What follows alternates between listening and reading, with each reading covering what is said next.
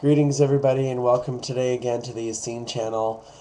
I thought I would add my 2 cents to the whole raw water controversy.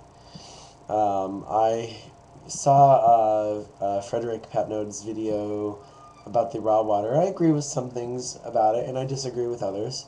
I've also seen the raw water video with Daniel Vitalis, and I agree with some things and not with others.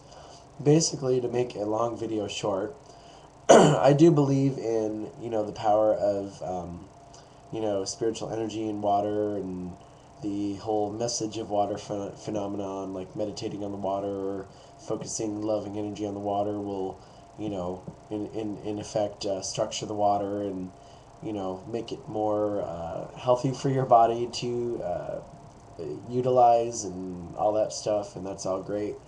And I also agree that spring water, water from the earth, especially water from deep underground that's been highly mineralized from the earth and purified through layers of rock, is definitely the healthiest water.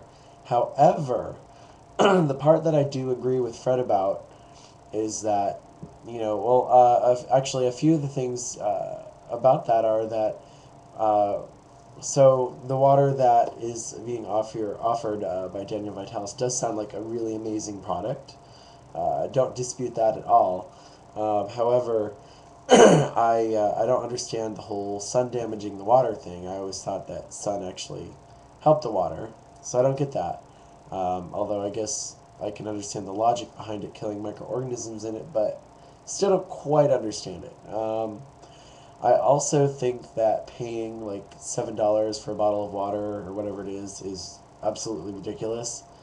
I know that I may not be getting the top water in the world, living in a city, not near a fresh spring and all that. But when you think about how much it's going to cost to just keep your body hydrated, think about the water you shower in. Is that water pure? Because you do absorb a lot of that water through your body as well.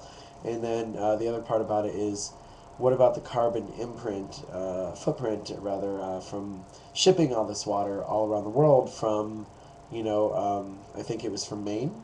So I live in California, and if I want to get water from Maine, how much gas is that going to cost?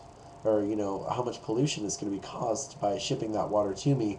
Not to mention the packaging, the making of the glass bottles, of the paper bags to go around the bottles and all that. I mean, again, it sounds like a wonderful product, and I'm not disputing that at all, or the fact that water from the earth is great, but that's a lot of money, that's a big carbon footprint, a lot of gas.